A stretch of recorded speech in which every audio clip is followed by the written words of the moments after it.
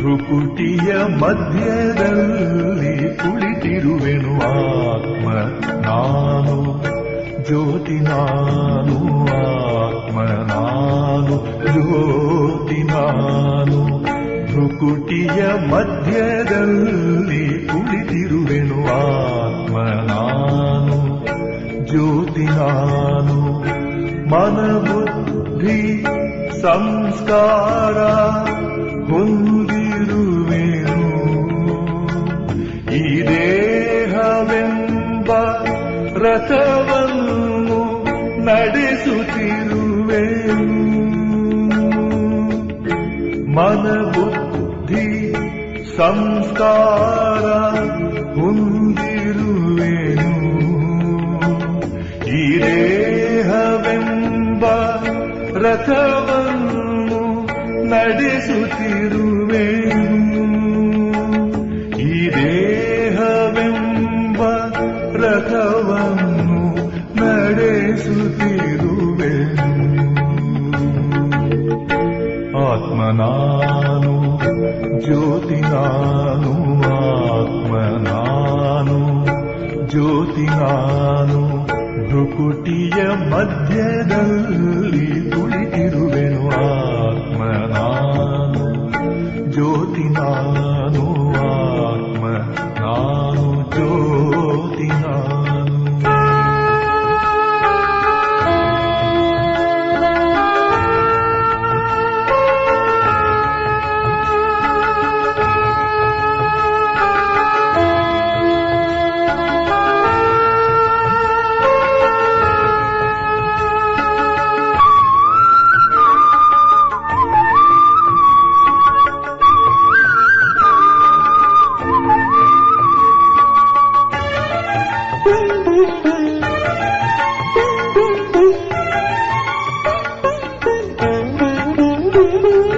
ಕಣ್ಣಿಂದ ನೋಡುವೆನು, ಕಿವಿಯಿಂದ ಕೇಳುವೆನು, ಬಾಯಿಂದ ನುಡಿಯುವೆನು, ಕಾಲಿಂದ ನಡೆಯುವೆನು.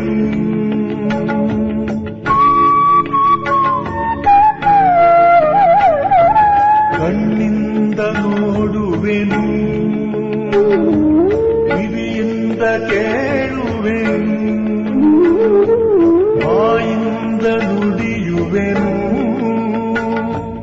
ಕಾಲಿಂದ ನಡೆಯುವೆನು. ಜ್ಞಾನ ಸ್ವರೂಪನು, ಪ್ರೇಮ ಸ್ವರೂಪನು, ಶಾಂತ ಸ್ವರೂಪನು, ಪ್ರಕಾಶ ದೀಪನು. ಜ್ಞಾನ ಸ್ವರೂಪನು, ಪ್ರೇಮ ಸ್ವರೂಪನು, ಶಾಂತ ಸ್ವರೂಪನು, ಪ್ರಕಾಶ ದೀಪನು. ಆತ್ಮ ನಾನು, ಜ್ಯೋತಿ ನಾನು, ಆತ್ಮ ನಾನು, ಜ್ಯೋತಿ ನಾನು. ಭ್ರುಕುಟಿಯ ಮಧ್ಯದಲ್ಲಿ ಕುಳಿತಿರುವೆನು ಆತ್ಮ ನಾನು, ಜ್ಯೋತಿ ನಾನು, ಆತ್ಮ ನಾನು, ಜ್ಯೋತಿ ನಾನು.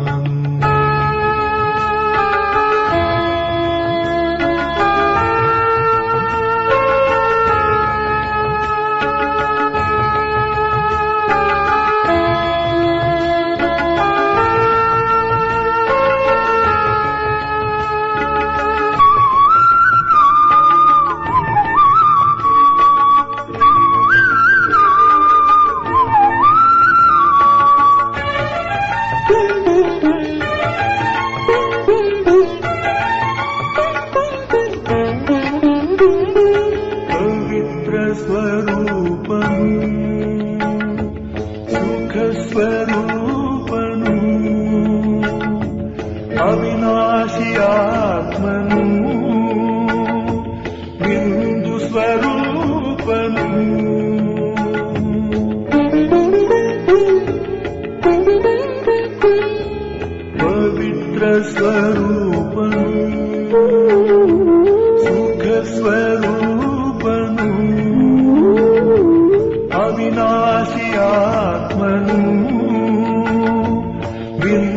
ಸ್ವರೂಪನು ತಂದೆ ಶಿವನ ಕಂದ ನಾನು ಅವನ ಮಡಿಲಿನ ಹೂ ನಾನು ತಂದೆ ಶಿವನ ಕಂದ ನಾನು ಅವನ ಮಡಿಲಿನ ಹೂ ನಾನು ಪರಮಧಾಮದ ವಾಸಿ ನಾನು ಪರಂಜ್ಯೋತಿ ಸ್ವರೂಪನು ಪರಮಧಾಮದ ವಾಸಿ ನಾನು ಪರಂಜ್ಯೋತಿ ಸ್ವರೂಪನು ಆತ್ಮ ನಾನು ಜ್ಯೋತಿ ನಾನು ಆತ್ಮ ನಾನು ಜ್ಯೋತಿ ನಾನು ಭ್ರುಕುಟಿಯ ಮಧ್ಯದಲ್ಲಿ ಕುಳಿತಿರುವೆನು ಆತ್ಮ ನಾನು ಜ್ಯೋತಿ ನಾನು ಮನಬುದ್ಧಿ ಸಂಸ್ಕಾರ ಹೊಂದಿರುವೆನು ಈ ದೇಹವೆಂಬ ರಥವನ್ನು ನಡೆಸುತ್ತಿರುವೆನು ಈ ದೇಹವೆಂಬ ರಥವನ್ನು ನಡೆಸುತ್ತಿರುವೆನು ಆತ್ಮ ನಾನು ಜ್ಯೋತಿ ನಾನು ಆತ್ಮ ನಾನು ಜ್ಯೋತಿ ನಾನು ಭ್ರುಕುಟಿಯ ಮಧ್ಯದಲ್ಲಿ ಕುಳಿತಿರುವೆನು ಆತ್ಮ ನಾನು ಜ್ಯೋತಿ ನಾನು ಆತ್ಮ ನಾನು ಜ್ಯೋತಿ ನಾನು.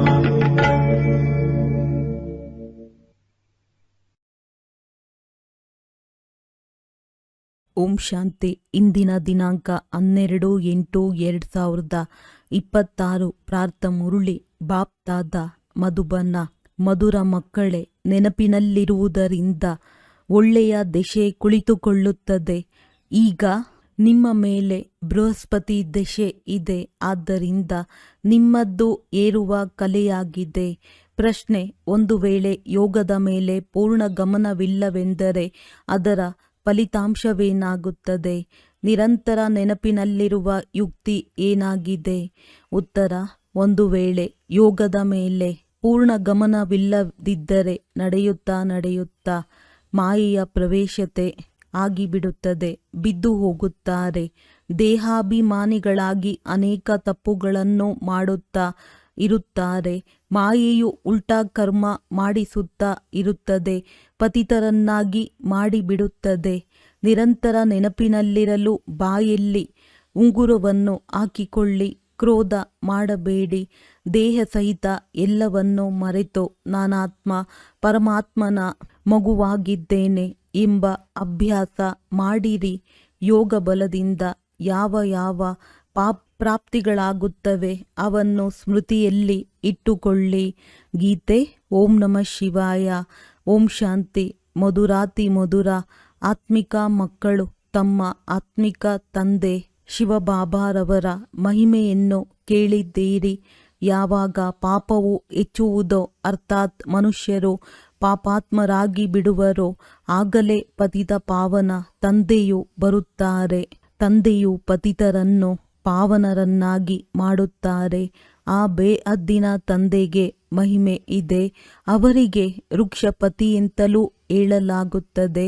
ಈ ಸಮಯದಲ್ಲಿ ಬೇಅದ್ದಿನ ತಂದೆಯ ನೆನಪು, ಬೇಅದ್ದಿನ ಬೃಹಸ್ಪತಿ ದಶೆಯು ನಿಮ್ಮ ಮೇಲೆ ಕುಳಿತುಕೊಂಡಿದೆ. ವಿಶೇಷವಾಗಿ 2 ಶಬ್ದಗಳಿರುತ್ತವೆ ಅಲ್ಲವೇ? ಇದರ ಅರ್ಥವೂ ಸಹ ಇಲ್ಲಿಯೇ ಸಿದ್ಧವಾಗುತ್ತದೆ. ಬೃಹಸ್ಪತಿ ದಶೆಯಿಂದ ವಿಶೇಷವಾಗಿ ಭಾರತವು ಜೀವನ್ಮುಕ್ತನಾಗುತ್ತದೆ. ಅರ್ಥಾತ್ ತನ್ನ ಸ್ವರಾಜ್ಯ ಪದವಿಯನ್ನು ಪಡೆಯುತ್ತೀರಿ. ಏಕೆಂದರೆ ಯಾವ ತಂದೆಗೆ ಸತ್ಯವೆಂದು ಹೇಳುತ್ತಾರೆಯೋ ಅವರೇ ಬಂದು ನಿಮ್ಮನ್ನು ನರನಿಂದ ನಾರಾಯಣನನ್ನಾಗಿ ಮಾಡುತ್ತಾರೆ. ಬಾಕಿ ಯಾರೆಲ್ಲರೂ ಇದ್ದಾರೆಯೋ ಅವರು ನಂಬರ್ವಾರ್ ತಮ್ಮ ತಮ್ಮ ಧರ್ಮದ ವಿಭಾಗದಲ್ಲಿ ಹೋಗಿ ಕುಳಿತುಕೊಳ್ಳುತ್ತಾರೆ ಮತ್ತು ನಂಬರ್ವಾರಾಗಿ ಬರುತ್ತಾರೆ. ಕಲಿಯುಗದ ಅಂತ್ಯದವರೆಗೂ ಬರುತ್ತಾ ಇರುತ್ತಾರೆ. ಪ್ರತಿಯೊಂದು ಆತ್ಮನಿಗೆ ತನ್ನ ಧರ್ಮದಲ್ಲಿ ತನ್ನದೇ ಆದ ಪಾತ್ರವು ಸಿಕ್ಕಿದೆ. ರಾಜ್ಯದಲ್ಲಿ ರಾಜನಿಂದ ಹಿಡಿದು ಪ್ರಜೆಗಳವರೆಗೆ ಎಲ್ಲರಿಗೆ ತಮ್ಮ ತಮ್ಮ ಪಾತ್ರವೂ ಸಿಕ್ಕಿದೆ. ನಾಟಕವಿರುವುದೇ ರಾಜನಿಂದ ಹಿಡಿದು ಪ್ರಜೆಯ ತನಕ ಎಲ್ಲರೂ ತಮ್ಮ ತಮ್ಮ ಪಾತ್ರವನ್ನಭಿನಯಿಸಲಾಗುತ್ತದೆ. ನೀವು ಮಕ್ಕಳು ತಿಳಿದುಕೊಂಡಿದ್ದೀರಿ, ನಮ್ಮ ಮೇಲೆ ಬೃಹಸ್ಪತಿ ದೆಸೆಯೂ ಕುಳಿತಿದೆ. ಒಂದೇ ದಿನ ಕುಳಿತುಕೊಳ್ಳುತ್ತದೆ ಎಂದಲ್ಲ, ನಿಮ್ಮ ಬೃಹಸ್ಪತಿ ದೆಸೆಯೂ ನಡೆಯುತ್ತಿದೆ. ಈಗ ನಿಮ್ಮದ್ದು ಏರುವ ಕಲೆಯಾಗಿದೆ. ಎಷ್ಟು ನೆನಪು ಮಾಡುತ್ತೀರೋ ಅಷ್ಟು ಏರುವ ಕಲೆಯಾಗುವುದು. ನೆನಪನ್ನು ಮರೆಯುವುದರಿಂದ ಮಾಯೆಯ ವಿಘ್ನಗಳು ಬರುತ್ತವೆ. ನೆನಪಿನಿಂದ ಒಳ್ಳೆಯ ದೆಸೆ ಕುಳಿತುಕೊಳ್ಳುತ್ತದೆ. ಚೆನ್ನಾಗಿ ನೆನಪು ಮಾಡದಿದ್ದರೆ ಅವಶ್ಯವಾಗಿ ಬೀಳುವರು. ಮತ್ತೆ ಅವರಿಂದ ಒಂದಲ್ಲ ಒಂದು ತಪ್ಪುಗಳಾಗುವವು. ತಂದೆಯು ತಿಳಿಸುತ್ತಾರೆ, ಡ್ರಾಮಾ ಅನುಸಾರ ಯಾವುದೆಲ್ಲ ಧರ್ಮದವರಿದ್ದಾರೆಯೋ ಒಬ್ಬರು ಇನ್ನೊಬ್ಬರ ಹಿಂದೆ ಪಾತ್ರವನ್ನು ಅಭಿನಯಿಸಲು ಬರುತ್ತಾರೆ. ಮಕ್ಕಳಿಗೆ ತಿಳಿದಿದೆ, ಸ್ವರ್ಗದ ದೆಸೆ ಅರ್ಥಾತ್ ಜೀವನ್ಮುಕ್ತಿಯ ದೆಸೆಯು ಈಗ ನಮ್ಮ ಮೇಲೆ ಕುಳಿತುಕೊಂಡಿದೆ. ಈ ಡ್ರಾಮಾದ ಚಕ್ರವು ಹೇಗೆ ಸುತ್ತುತ್ತದೆ ಎಂಬುದನ್ನು ಸಹ ವಿವರವಾಗಿ ತಿಳಿದುಕೊಳ್ಳಬೇಕಾಗಿದೆ. ಈ ಸೃಷ್ಟಿ ನಾಟಕದ ಚಕ್ರವು ವಿಶೇಷವಾಗಿ ಭಾರತದ ಮೇಲೆ ಮಾಡಲ್ಪಟ್ಟಿದೆ. ತಂದೆಯು ಭಾರತದಲ್ಲಿಯೇ ಬರುತ್ತಾರೆ. ಗಾಯನವಿದೆ ಆಶ್ಚರ್ಯವೆನಿಸುವಂತೆ. ಕೇಳಿ ಹೇಳಿ ನಡೆಯುತ್ತಾ ಮತ್ತೆ ಬಿಟ್ಟು ಹೋಗುವರು. ನಡೆಯುತ್ತಾ ನಡೆಯುತ್ತಾ ಮಾಯೆಯ ಪ್ರವೇಶತೆ ಆಗುವ ಕಾರಣ ಕೆಳಗೆ ಬೀಳುತ್ತಾರೆ. ಯೋಗದ ಮೇಲೆ ಪೂರ್ಣ ಗಮನ ಕೊಡುವುದಿಲ್ಲ. ಮತ್ತೆ ತಂದೆಯು ಬಂದು ಸಂಜೀವಿನಿ ಮೂಲಿಕೆಯನ್ನು ಕೊಡುತ್ತಾರೆ, ಅರ್ಥಾತ್ ಮೂರ್ಛಿತರಾದವರನ್ನು ಎಚ್ಚರಿಸುವಂತಹ ಮೂಲಿಕೆಯನ್ನು ಕೊಡುತ್ತಾರೆ. ಹನುಮಂತನು ನೀವೇ ಆಗಿದ್ದೀರಿ. ತಂದೆಯು ತಿಳಿಸಿದ್ದಾರೆ, ಈ ಸಮಯದಲ್ಲಿ ರಾವಣನನ್ನು ಓಡಿಸುವುದಕ್ಕಾಗಿ ಈ ಮೂಲಿಕೆಯನ್ನು ಕೊಡುತ್ತೇನೆ. ನಿಮಗೆ ಎಲ್ಲವೂ ಸತ್ಯವಾದ ಮಾತುಗಳನ್ನು ತಿಳಿಸುತ್ತೇನೆ. ಒಬ್ಬ ತಂದೆಯೇ ಸತ್ಯವಾಗಿದ್ದಾಗ ಅವರೇ ಬಂದು ಸತ್ಯನಾರಾಯಣನ ಕಥೆಯನ್ನು ತಿಳಿಸಿ ಸತ್ಯಯುಗದ ಸ್ಥಾಪನೆ ಮಾಡುತ್ತಾರೆ. ಇವರಿಗೆ ಸತ್ಯವಂತ, ಸತ್ಯವನ್ನು ಹೇಳುವವರೆಂದು ಹೇಳಲಾಗುತ್ತದೆ. ನಿಮ್ಮನ್ನು ಕೇಳುತ್ತಾರೆ, ನೀವು ಶಾಸ್ತ್ರಗಳನ್ನು ನಂಬುತ್ತೀರಾ? ಆಗ ತಿಳಿಸಿ, ಹೌದು, ನಾವು ಶಾಸ್ತ್ರಗಳನ್ನು ಏಕೆ ನಂಬುವುದಿಲ್ಲ? ನಮಗೆ ತಿಳಿದಿದೆ, ಇವೆಲ್ಲವೂ ಭಕ್ತಿ ಮಾರ್ಗದ ಶಾಸ್ತ್ರಗಳಾಗಿವೆ. ಇವನ್ನು ನಾವು ನಂಬುತ್ತೇವೆ. ಜ್ಞಾನ ಮತ್ತು ಭಕ್ತಿ ಎರಡು ಮಾತುಗಳಿವೆ. ಈಗ ಜ್ಞಾನ ಸಿಗುತ್ತದೆ ಎಂದ ಮೇಲೆ ಭಕ್ತಿಯ ಅವಶ್ಯಕತೆ ಏನಿದೆ? ಭಕ್ತಿ ಎಂದರೆ ಇಳಿಯುವ ಕಲೆ, ಜ್ಞಾನವೆಂದರೆ ಏರುವ ಕಲೆ. ಈ ಸಮಯದಲ್ಲಿ ಭಕ್ತಿಯು ನಡೆಯುತ್ತಿದೆ. ಈಗ ನಮಗೆ ಜ್ಞಾನ ಸಿಕ್ಕಿದೆ. ಇದರಿಂದ ಸದ್ಗತಿಯಾಗುತ್ತದೆ. ಭಕ್ತರ ರಕ್ಷಣೆ ಮಾಡುವವರು ಒಬ್ಬರೇ ಭಗವಂತನಾಗಿದ್ದಾರೆ. ಶತ್ರುವಿನಿಂದ ರಕ್ಷಣೆ ಮಾಡಲಾಗುತ್ತದೆ ಎಲ್ಲವೇ? ತಂದೆಯು ಹೇಳುತ್ತಾರೆ, ನಾನು ಬಂದು ರಾವಣನಿಂದ ನಿಮ್ಮ ರಕ್ಷಣೆ ಮಾಡುತ್ತೇನೆ. ರಾವಣನಿಂದ ಹೇಗೆ ರಕ್ಷಣೆಯಾಗುತ್ತದೆ ಎಂಬುದನ್ನು ನೋಡುತ್ತೀರಲ್ಲವೇ? ಈ ರಾವಣನ ಮೇಲೆ ಜಯ ಗಳಿಸಬೇಕಾಗಿದೆ. ತಂದೆಯು ತಿಳಿಸುತ್ತಾರೆ, ಮಧುರ ಮಕ್ಕಳೇ, ಈ ರಾವಣನು ನಿಮ್ಮನ್ನು ತಮೋ ಪ್ರಧಾನರನ್ನಾಗಿ ಮಾಡಿದ್ದಾನೆ. ಸತ್ಯಯುಗಕ್ಕೆ ಸತೋಪ್ರಧಾನ ಸ್ವರ್ಗವೆಂದು ಹೇಳಲಾಗುತ್ತದೆ. ಮತ್ತೆ ಕಲೆಗಳು ಕಡಿಮೆಯಾಗುತ್ತಾ ಹೋಗುತ್ತವೆ. ಅಂತ್ಯದಲ್ಲಿ ಯಾವಾಗ ಸಂಪೂರ್ಣ ದೇಹಾಭಿಮಾನದಲ್ಲಿ ಬಂದು ಬಿಡುವರೋ ಆಗ ಪತಿತರಾಗುತ್ತಾರೆ. ಹೇಗೆ ಹೊಸ ಮನೆಯು ತಯಾರಾದ ಮೇಲೆ 1 ತಿಂಗಳಿನ ನಂತರ ಅಥವಾ 6 ತಿಂಗಳಿನ ನಂತರ ಒಂದಲ್ಲ ಒಂದು ಪರಿವರ್ತನೆ ಆಗಿಬಿಡುತ್ತದೆ. ಪ್ರತಿ ವರ್ಷ ಮನೆಗೆ ಸುಣ್ಣ ಬಣ್ಣವನ್ನು ಬಳಿಯುತ್ತಾರೆ. ಕಲೆಯಂತೂ ಕಡಿಮೆಯಾಗುತ್ತದೆ ಎಲ್ಲವೇ? ಹೊಸದರಿಂದ ಹಳೆಯದು, ಹಳೆಯದರಿಂದ ಮತ್ತೆ ಹೊಸದು. ಇದು ಆರಂಭದಿಂದ ಹಿಡಿದು ಪ್ರತಿಯೊಂದು ವಸ್ತುವಿನದ್ದು ಇದೇ ರೀತಿ ಆಗುತ್ತಾ ಬಂದಿದೆ. ಈ ಮನೆಯು 100 ವರ್ಷ 150 ವರ್ಷದವರೆಗೆ ನಡೆಯುವುದೆಂದು ತಿಳಿದುಕೊಳ್ಳಲಾಗುತ್ತದೆ. ತಂದೆಯು ತಿಳಿಸುತ್ತಾರೆ, ಹೊಸ ಪ್ರಪಂಚಕ್ಕೆ ಸತ್ಯಯುಗವೆಂದು ಹೇಳಲಾಗುತ್ತದೆ. ಮತ್ತೆ ತ್ರೇತಾಯುಗಕ್ಕೆ 25% ಕಡಿಮೆ ಎಂದು ಹೇಳಬಹುದು, ಏಕೆಂದರೆ ಸ್ವಲ್ಪ ಹಳೆಯದಾಗುತ್ತದೆ. ಅವರು ಚಂದ್ರವಂಶೀಯರಾಗಿರುತ್ತಾರೆ. ಅವರಿಗೆ ಕ್ಷತ್ರಿಯರ ಚಿಹ್ನೆಗಳನ್ನು ತೋರಿಸುತ್ತಾರೆ, ಏಕೆಂದರೆ ಹೊಸ ಪ್ರಪಂಚಕ್ಕೆ ಯೋಗ್ಯರಲ್ಲ. ಆದ್ದರಿಂದ ಸೂರ್ಯವಂಶೀಯರಿಗಿಂತ ಕಡಿಮೆ ಪದವಿಯವರಾದರೂ ಕೃಷ್ಣಪುರಿಯಲ್ಲಿ ಹೋಗಬೇಕೆಂದು ಎಲ್ಲರೂ ಬಯಸುತ್ತಾರೆ.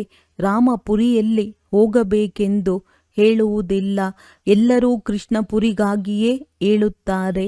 ಬೃಂದಾವನಕ್ಕೆ ನಡೆಯಿರಿ ಎಂದು ಗಾಯನವಿದೆಯಲ್ಲವೇ? ಬೃಂದಾವನದ ಮಾತಿದೆ, ಅಯೋಧ್ಯೆಗೆ ಹೇಳುವುದಿಲ್ಲ.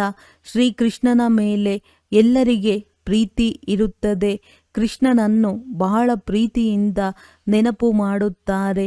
ಕೃಷ್ಣನನ್ನು ನೋಡುತ್ತಾರೆಂದರೆ ಕೃಷ್ಣನಂತಹ ಪತಿ ಸಿಗಲಿ, ಕೃಷ್ಣನಂತಹ ಮಗುವಾಗಲಿ, ಇಂತಹ ಸಹೋದರ ಸಿಗಲಿ ಎಂದು ಹೇಳುತ್ತಾರೆ. ಬುದ್ಧಿವಂತ ಕನ್ಯೆಯರು ಕೃಷ್ಣನ ಮೂರ್ತಿಯನ್ನು ಸನ್ಮುಖದಲ್ಲಿ ಇಟ್ಟುಕೊಳ್ಳುತ್ತಾರೆ. ಇವರಂತಹ ಮಗುವಾಗಲಿ ಕೃಷ್ಣನ ಪ್ರೀತಿಯಲ್ಲಿ ಬಹಳ ಇರುತ್ತಾರಲ್ಲವೇ? ಕೃಷ್ಣಪುರಿಯನ್ನು ಎಲ್ಲರೂ ಬಯಸುತ್ತಾರೆ. ಈಗಂತೂ ಕಂಸಪುರಿ ರಾವಣನ ಪುರಿಯಾಗಿದೆ. ಕೃಷ್ಣಪುರಿಗೆ ಬಹಳ ಮಹತ್ವಿಕೆ ಇದೆ. ಕೃಷ್ಣನನ್ನು ಎಲ್ಲರೂ ನೆನಪು ಮಾಡುತ್ತಾರೆ.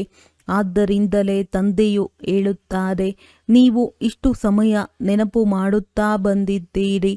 ಈಗ ಕೃಷ್ಣಪುರಿಯಲ್ಲಿ ಹೋಗುವ ಪುರುಷಾರ್ಥ ಮಾಡಿರಿ. ಇವರ ಮನೆತನದಲ್ಲಿ ಬನ್ನಿರಿ. ಸೂರ್ಯವಂಶೀಯರಿಗೆ 8 ಮನೆತನಗಳಿವೆ. ಅಂದ ಮೇಲೆ ರಾಜಧಾನಿಯಲ್ಲಿ ರಾಜಕುಮಾರರೊಂದಿಗೆ ಉಯ್ಯಾಲೆಯಲ್ಲಿ ತೂಗುವಂತಹ ಪುರುಷಾರ್ಥ ಮಾಡಿರಿ. ಇದು ತಿಳುವಳಿಕೆಯ ಮಾತಲ್ಲವೇ? ತಂದೆಯೂ ತಿಳಿಸುತ್ತಾರೆ, ಮಕ್ಕಳೇ, ಎಷ್ಟು ಸಾಧ್ಯವೋ ಮನ್ಮನಾಭವ ಆಗಿರಿ. ನೆನಪಿನಲ್ಲಿ ಇಲ್ಲದಿದ್ದರೆ ಕೆಳಗೆ ಬೀಳುತ್ತಾರೆ. ಜ್ಞಾನವೆಂದು ಬೀಳಿಸುವುದಿಲ್ಲ. ನೆನಪಿನಲ್ಲಿರದಿದ್ದರೆ ಕೆಳಗೆ ಬೀಳುತ್ತಾರೆ. ಇದರ ಮೇಲೆ ಅಲ್ಲ, ಅವಲುದ್ದೀನ್ ಆತಮ್ ತಾಯಿಯ ನಾಟಕಗಳು ರಚಿಸಲ್ಪಟ್ಟಿವೆ. ನೆನಪಿನಲ್ಲಿರುವುದಕ್ಕಾಗಿ ಬಾಯಲ್ಲಿ ಉಂಗುರವನ್ನು ಹಾಕಿಬಿಡುತ್ತಿದ್ದರು. ಯಾರಿಗಾದರೂ ಕ್ರೋಧ ಬರುತ್ತದೆ ಎಂದರೆ ಮಾತನಾಡಿ ಬಿಡುತ್ತಾರೆ. ಆದ್ದರಿಂದ ಬಾಯಲ್ಲಿ ಉಂಗುರವನ್ನು ಹಾಕಿಕೊಳ್ಳಿ ಎಂದು ಹೇಳುತ್ತಾರೆ. ಮಾತನಾಡದಿದ್ದರೆ ಕ್ರೋಧ ಬರುವುದಿಲ್ಲ. ತಂದೆಯೂ ತಿಳಿಸುತ್ತಾರೆ, ಎಂದು ಯಾರ ಮೇಲೂ ಕ್ರೋಧ ಮಾಡಬೇಡಿರಿ. ಆದರೆ ಈ ಮಾತುಗಳನ್ನು ಪೂರ್ಣ ಅರಿತುಕೊಳ್ಳದೆ ಶಾಸ್ತ್ರಗಳನ್ನು ಏನೇನೋ ಬರೆದು ಬಿಟ್ಟಿದ್ದಾರೆ. ತಂದೆಯು ಯಥಾರ್ಥವಾಗಿ ಕುಳಿತು ತಿಳಿಸುತ್ತಾರೆ. ತಂದೆಯು ಭೂಮಿಗೆ ಬಂದಾಗಲೇ ತಿಳಿಸುವರು. ಯಾರು ಬಂದು ಹೋಗುವರೋ ಅವರ ಮಹಿಮೆಯನ್ನು ಹಾಡಲಾಗುತ್ತದೆ. ಠಾಗೂರ್ ಝಾನ್ಸಿ ರಾಣಿ ಇದ್ದು ಹೋದರು. ನಂತರ ಅವರ ನಾಟಕಗಳನ್ನು ರಚಿಸಿದ್ದಾರೆ. ಒಳ್ಳೆಯದು. ಶಿವನೂ ಸಹ ಬಂದು ಹೋಗಿದ್ದಾರೆ. ಆದ್ದರಿಂದಲೇ ಶಿವ ಜಯಂತಿಯನ್ನು ಆಚರಿಸುತ್ತಾರಲ್ಲವೇ? ಆದರೆ ಶಿವನು ಯಾವಾಗ ಬಂದರು, ಬಂದು ಏನು ಮಾಡಿದರು ಎಂಬುದನ್ನು ತಿಳಿದುಕೊಂಡಿಲ್ಲ. ಅವರಂತೂ ಇಡೀ ಸೃಷ್ಟಿಯ ತಂದೆಯಾಗಿದ್ದಾರೆ. ಅಂದ ಮೇಲೆ ಬಂದು ಎಲ್ಲರಿಗೂ ಅವಶ್ಯವಾಗಿ ಸದ್ಗತಿಯನ್ನು ನೀಡಿರುವರು. ಇಸ್ಲಾಮಿ, ಬೌದ್ಧಿ ಮೊದಲಾದ ಯಾರೆಲ್ಲರೂ ಧರ್ಮ ಸ್ಥಾಪನೆ ಮಾಡಿ ಹೋಗಿದ್ದಾರೆಯೋ ಅವರ ಜಯಂತಿಯನ್ನು ಆಚರಿಸುತ್ತಾರೆ. ಎಲ್ಲರ ತಿಥಿ ತಾರೀಖು ಇದೆ. ಆದರೆ ಶಿವನ ಬಗ್ಗೆ ಯಾರಿಗೂ ತಿಳಿದಿಲ್ಲ. ಕ್ರಿಸ್ತನಿಗೆ ಇಷ್ಟು ವರ್ಷಗಳ ಮೊದಲು ಭಾರತವು ಸ್ವರ್ಗವಾಗಿತ್ತು ಎಂದು ಹೇಳುತ್ತಾರೆ. ಸ್ವಸ್ತಿಕ್ ಚಿತ್ರವನ್ನು ಬಿಡಿಸುವಾಗ ಅದರಲ್ಲಿ ಪೂರ್ಣ 4 ಭಾಗಗಳನ್ನು ಮಾಡಿದ್ದಾರೆ. ಅಂದರೆ 4 ಯುಗಗಳಿವೆ. ಆಯಸ್ಸು ಹೆಚ್ಚು ಕಡಿಮೆಯಾಗಲು ಸಾಧ್ಯವಿಲ್ಲ. ಜಗನ್ನಾಥಪುರಿಯಲ್ಲಿ ಅನ್ನದ ನೈವೇದ್ಯವನ್ನು ತಯಾರಿಸುತ್ತಾರೆ. ಅದರಿಂದ ಪೂರ್ಣ 4 ಭಾಗಗಳಾಗಿ ಬಿಡುತ್ತವೆ. ತಂದೆಯು ತಿಳಿಸುತ್ತಾರೆ, ಭಕ್ತಿ ಮಾರ್ಗದಲ್ಲಿ ಎಲ್ಲ ಗೊಂದಲ ಮಾಡಿಬಿಟ್ಟಿದ್ದಾರೆ. ಆದ್ದರಿಂದ ಮಕ್ಕಳೇ, ದೇಹ ಸಹಿತ ಎಲ್ಲವನ್ನು ಮರೆತು ಹೋಗಿ ನಾನಾತ್ಮನಾಗಿದ್ದೇನೆ, ಪರಮಪಿತ ಪರಮಾತ್ಮನ ಮಗುವಾಗಿದ್ದೇನೆ. ಈ ಅಭ್ಯಾಸವನ್ನು ಇಟ್ಟುಕೊಳ್ಳಿ. ತಂದೆಯು ಸ್ವರ್ಗದ ರಚಯಿತನಾಗಿದ್ದಾರೆ ಅಂದ ಮೇಲೆ ಅವಶ್ಯವಾಗಿ ನಮ್ಮನ್ನು ಸ್ವರ್ಗದಲ್ಲಿ ಕಳುಹಿಸಿರಬೇಕು. ನರಕದಲ್ಲಂತೂ ಕಳುಹಿಸುವುದಿಲ್ಲ. ತಂದೆಯು ಯಾರನ್ನೂ ನರಕದಲ್ಲಿ ಕಳುಹಿಸುವುದಿಲ್ಲ. ಮೊಟ್ಟ ಮೊದಲು ಎಲ್ಲರೂ ಸುಖವನ್ನು ಅನುಭವಿಸುತ್ತಾರೆ. ಮೊದಲು ಸುಖ, ನಂತರ ದುಃಖ. ತಂದೆಯು ಎಲ್ಲರ ದುಃಖಹರ್ತ, ಸುಖಕರ್ತನಲ್ಲವೇ? ಆತ್ಮವು ಮೊದಲು ಸುಖ, ನಂತರ ದುಃಖವನ್ನು ನೋಡುತ್ತದೆ. ವಿವೇಕವು ಹೇಳುತ್ತದೆ, ನಾವು ಮೊದಲು ಸತೋ ಪ್ರಧಾನರು, ನಂತರ ಸತೋ ರಜೋ ತಮೋದಲ್ಲಿ ಬರುತ್ತೇವೆ. ಮನುಷ್ಯರು ಸಹ ತಿಳಿದುಕೊಳ್ಳುತ್ತಾರೆ. ವಿದೇಶದವರು ಬುದ್ಧಿವಂತರಾಗಿದ್ದಾರೆ. ಅಲ್ಲಂತೂ ಇಂತಹ ಬಾಂಬುಗಳನ್ನು ತಯಾರಿಸುತ್ತಾರೆ. ಬಹುಬೇಗನೆ ಎಲ್ಲವೂ ಸಮಾಪ್ತಿಯಾಗಿ ಬಿಡುತ್ತವೆ. ಹೇಗೆ ಇತ್ತೀಚೆಗೆ ಶವವನ್ನು ವಿದ್ಯುತ್ನಿಂದ ಕೂಡಲೇ ಸಮಾಪ್ತಿ ಮಾಡಿಬಿಡುತ್ತಾರೆ, ಹಾಗೆಯೇ ಬಾಂಬುಗಳಿಂದ ಬೆಂಕಿಯು ಹತ್ತಿಕೊಂಡರೆ ಮನುಷ್ಯರು ಸಹ ಬಹುಬೇಗ ಸಮಾಪ್ತಿಯಾಗಿ ಬಿಡುತ್ತಾರೆ. ಈ ಬಿದುರಿನ ಕಾಡಿಗೆ ಬೆಂಕಿ ಬೀಳಲಿದೆ. ಬಿರುಗಾಳಿಗಳು ಈ ರೀತಿ ಬರುತ್ತವೆ. ಹಳ್ಳಿಗಳು ಸಮಾಪ್ತಿಯಾಗುತ್ತವೆ. ಆ ಸಮಯದಲ್ಲಿ ಅವರನ್ನು ಪಾರು ಮಾಡಲು ಮತ್ಯಾವುದೇ ಪ್ರಬಂಧವಿರುವುದಿಲ್ಲ. ವಿನಾಶವಾಗಲೇಬೇಕಾಗಿದೆ. ಹಳೆಯ ಪ್ರಪಂಚವು ಸಮಾಪ್ತಿಯಾಗುವುದು ಗೀತೆಯಲ್ಲಿಯೂ ವರ್ಣನೆ ಇದೆ. ತಂದೆಯು ತಿಳಿಸಿದ್ದರು, ಯುರೋಪಿಯನ್ನರು ಈ ರೀತಿ ಬಾಂಬುಗಳನ್ನು ಹಾಕುತ್ತಾರೆ. ಅದು ತಿಳಿಯುವುದೇ ಇಲ್ಲ. ನೀವು ಮಕ್ಕಳು ತಿಳಿದುಕೊಂಡಿದ್ದೀರಿ. ಕಲ್ಪದ ಮೊದಲು ಸಹ ವಿನಾಶವಾಗಿತ್ತು, ಈಗಲೂ ಆಗುವುದು. ನೀವು ಕಲ್ಪದ ಹಿಂದಿನ ತರಹ ಓದುತ್ತಿದ್ದೀರಿ. ನಿಧಾನವಾಗಿ ವೃಕ್ಷವು ವೃದ್ಧಿಯಾಗುತ್ತಾ ಇರುವುದು, ವೃದ್ಧಿಯಾಗುತ್ತಾ ಸ್ಥಾಪನೆಯಾಗಿ ಬಿಡುವುದು. ಮಾಯೆಯ ಬಿರುಗಾಳಿಗಳು ಬಹಳ ಒಳ್ಳೊಳ್ಳೆಯ ಹೂಗಳನ್ನು ಬೀಳಿಸಿ ಬಿಡುತ್ತದೆ. ಪೂರ್ಣ ಯೋಗದಲ್ಲಿ ಇರದಿದ್ದರೆ ಮಾಯೆಯು ವಿಘ್ನಗಳನ್ನು ಹಾಕುತ್ತದೆ. ತಂದೆಯ ಮಗುವಾಗಿ ಪವಿತ್ರತೆಯ ಪ್ರತಿಜ್ಞೆ ಮಾಡಿ ನಂತರ ಒಂದು ವೇಳೆ ವಿಕಾರದಲ್ಲಿ ಇಳಿದರೆ ಹೆಸರನ್ನೇ ಕೆಡಿಸಿಬಿಡುತ್ತಾರೆ. ಅಂಥವರಿಗೆ ಬಹಳ ದೊಡ್ಡ ಪೆಟ್ಟು ಬೀಳುತ್ತದೆ. ಆದ್ದರಿಂದ ತಂದೆಯು ಹೇಳುತ್ತಾರೆ, ಮಕ್ಕಳೇ, ಎಂದೂ ಕಾಮದ ಪೆಟ್ಟನ್ನು ತಿನ್ನಬೇಡಿರಿ. ಮಕ್ಕಳಿಗೆ ಗೊತ್ತಿದೆ, ಇಲ್ಲಿ ರಕ್ತದ ನದಿಗಳು ಹರಿಯಲಿದೆ. ಸತ್ಯಯುಗದಲ್ಲಿ ಹಾಲಿನ ನದಿಗಳು ಹರಿಯುತ್ತವೆ. ಅದು ಹೊಸ ಪ್ರಪಂಚ, ಇದು ಹಳೆಯ ಪ್ರಪಂಚವಾಗಿದೆ. ಕಲಿಯುಗದಲ್ಲಿ ನೋಡಿ ಏನಿದೆ.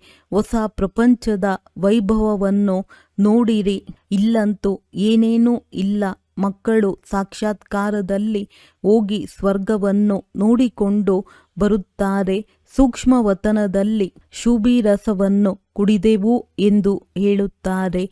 ಇದೆಲ್ಲವೂ ಸಾಕ್ಷಾತ್ಕಾರವಾಗಿದೆ. ತಿಳಿಸುತ್ತಾರೆ, ನಾವು ಮೂಲವತನಕ್ಕೆ ಹೋಗುತ್ತೇವೆ. ತಂದೆಯು ಅಲ್ಲಿಂದ ವೈಕುಂಠಕ್ಕೆ ಕಳುಹಿಸುತ್ತಾರೆ.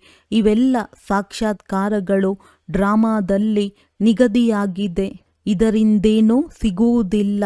ಅನೇಕ ಮಕ್ಕಳು ಸೂಕ್ಷ್ಮವತನಕ್ಕೆ ಹೋಗುತ್ತಿದ್ದರು, ಶುಭಿರಸವನ್ನು ಕುಡಿಯುತ್ತಿದ್ದರು. ಅಂಥವರೂ ಸಹ ಇಂದು ಇಲ್ಲ. ಒಳ್ಳೊಳ್ಳೆಯ ಮಕ್ಕಳೂ ಸಹ ಮಾಯವಾದರು. ಬಹಳ ಧ್ಯಾನದಲ್ಲಿ ಹೋಗುತ್ತಿದ್ದವರೂ ಸಹ ಇಲ್ಲಿಂದ ಹೊರಟು ಹೋಗಿ ವಿವಾಹವಾದರು. ಆಶ್ಚರ್ಯವೆನಿಸುತ್ತದೆ. ಮಾಯೆಯು ಹೇಗಿದೆ, ಅದೃಷ್ಟವು ಹೇಗೆ ಬದಲಾಗಿ ಬಿಡುತ್ತದೆ. ಅನೇಕರು ಒಳ್ಳೊಳ್ಳೆಯ ಪಾತ್ರವನ್ನಭಿನಯಿಸಿದ್ದರು. ಸಮಯದಲ್ಲಿ ಬಹಳ ಸಹಯೋಗವನ್ನು ಕೊಟ್ಟರು. ಆದರೂ ಸಹ ಅವರು ಇಂದು ಇಲ್ಲ. ಆದ್ದರಿಂದ ತಂದೆಯೂ ತಿಳಿಸುತ್ತಾರೆ, ಏ ಮಾಯೆ, ನೀನು ಬಹಳ ಶಕ್ತಿಶಾಲಿಯಾಗಿದ್ದೀಯ. ಮಾಯೆಯೊಂದಿಗೆ ನಿಮ್ಮ ಯುದ್ಧ ನಡೆಯುತ್ತದೆ. ಇದಕ್ಕೆ ಯೋಗಬಲದ ಯುದ್ಧವೆಂದು ಹೇಳಲಾಗುತ್ತದೆ. ಯೋಗಬಲದಿಂದ ಏನು ಪ್ರಾಪ್ತಿಯಾಗುತ್ತದೆ ಎಂಬುದು ಯಾರಿಗೂ ತಿಳಿದಿಲ್ಲ. ಕೇವಲ ಭಾರತದ ಪ್ರಾಚೀನ ಯೋಗವೆಂದು ಹೇಳುತ್ತಾರೆ. ಮಧುರಾತಿ ಮಧುರ ಮಕ್ಕಳಿಗೆ ಯೋಗದ ಬಗ್ಗೆ ತಿಳಿಸಲಾಗಿದೆ. ಪ್ರಾಚೀನ ರಾಜಯೋಗವೆಂದು ಗಾಯನವಿದೆ. ಯಾರೆಲ್ಲರೂ ತತ್ವಜ್ಞಾನಿಗಳಿದ್ದಾರೆಯೋ ಅವರಲ್ಲಿ ಈ ಆಧ್ಯಾತ್ಮಿಕ ಜ್ಞಾನವಿಲ್ಲ. ಆತ್ಮಿಕ ತಂದೆಯೇ ಜ್ಞಾನಸಾಗರನಾಗಿದ್ದಾರೆ. ಅವರಿಗೆ ಶಿವಾಯ ನಮಃ ಎಂದು ಆಡುತ್ತಾರೆ. ಅವರ ಮಹಿಮೆಯ ಗಾಯನವಿದೆ. ತಂದೆಯು ಬಂದು ನಿಮಗೆ ಎಷ್ಟೊಂದು ಜ್ಞಾನವನ್ನು ತಿಳಿಸುತ್ತಾರೆ. ಇದಕ್ಕೆ ಜ್ಞಾನದ ಮೂರನೇ ನೇತ್ರವೆಂದು ಹೇಳಲಾಗುತ್ತದೆ. ತಮ್ಮನ್ನು ತ್ರಿಕಾಲದರ್ಶಿಗಳೆಂದು ಕರೆಸಿಕೊಳ್ಳಲು ಮತ್ಯಾರಿಗೂ ಬಲವಿಲ್ಲ. ಕೇವಲ ಬ್ರಾಹ್ಮಣರೇ ತ್ರಿಕಾಲದರ್ಶಿಗಳಾಗುತ್ತಾರೆ. ಆ ಬ್ರಾಹ್ಮಣರ ಮೂಲಕವೇ ಯಜ್ಞವನ್ನು ರಚಿಸಲಾಗಿದೆ. ರುದ್ರಜ್ಞಾನ ಯಜ್ಞವಲ್ಲವೇ?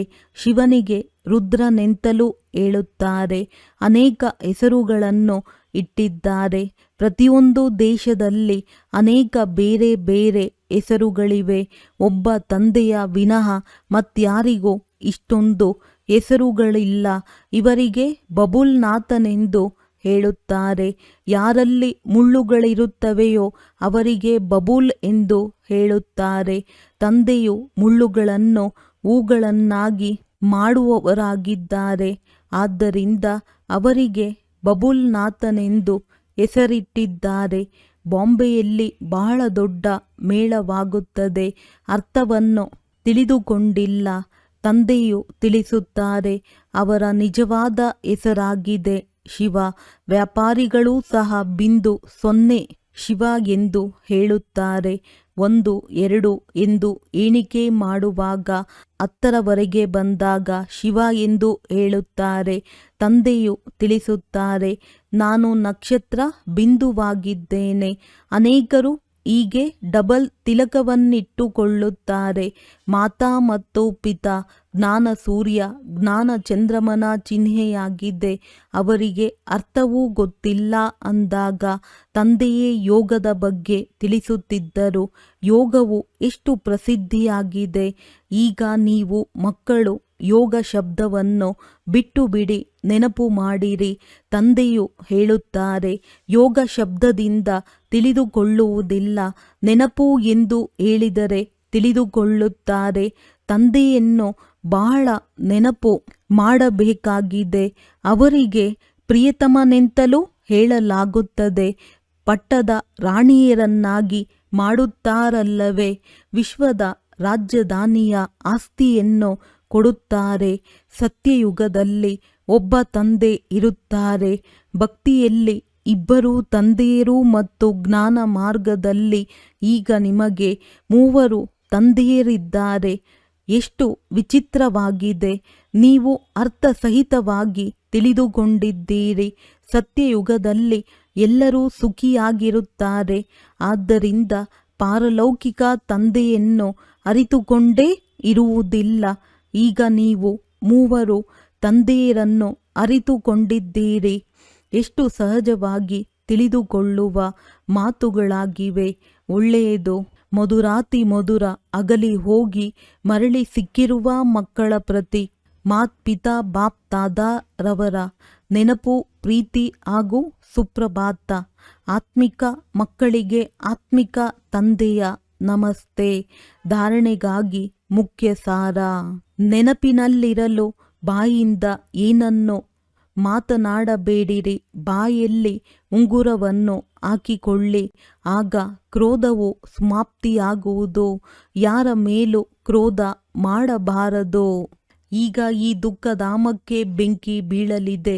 ಆದ್ದರಿಂದ ಇದನ್ನು ಮರೆತು ಹೊಸ ಪ್ರಪಂಚವನ್ನು ನೆನಪು ಮಾಡಬೇಕಾಗಿದೆ. ತಂದೆಯೊಂದಿಗೆ ಯಾವ ಪವಿತ್ರರಾಗಿರುವ ಪ್ರತಿಜ್ಞೆ ಮಾಡಿದ್ದೀರೋ ಅದರಲ್ಲಿ ಪಕ್ಕಾ ಇರಬೇಕಾಗಿದೆ.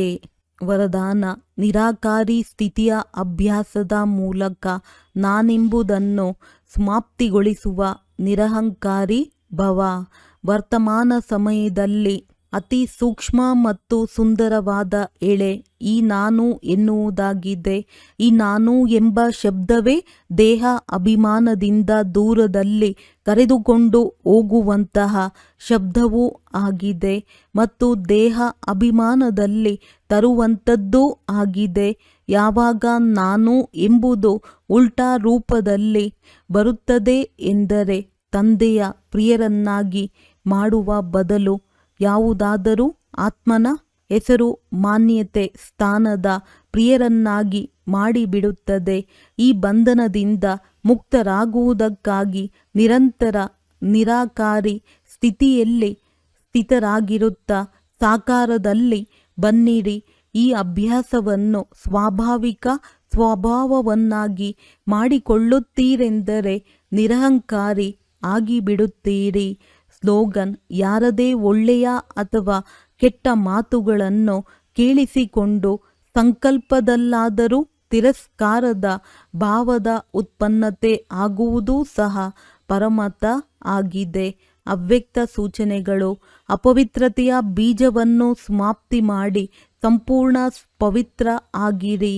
ಸಂಕಲ್ಪ ಅಥವಾ ಸ್ವಪ್ನದಲ್ಲಿಯೂ ಯಾವಾಗ ಪವಿತ್ರತೆಯ ಅಂಶ ಮಾತ್ರವೂ ಇರುವುದಿಲ್ಲ, ಆಗ ಹೇಳಲಾಗುವುದು ಸತ್ಯ ಬ್ರಾಹ್ಮಣ. ಇದೇ ಧಾರಣೆಗಾಗಿ ಗಾಯನವಿದೆ. ಪ್ರಾಣ ಹೋಗಲಿ, ಆದರೆ ಧರ್ಮ ಹೋಗದಿರಲಿ.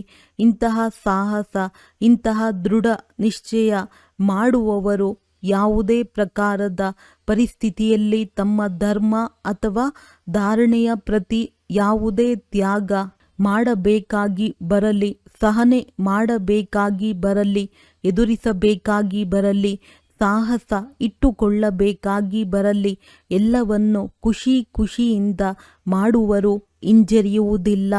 ಒಳ್ಳೆಯದು. ಓಂ ಶಾಂತಿ.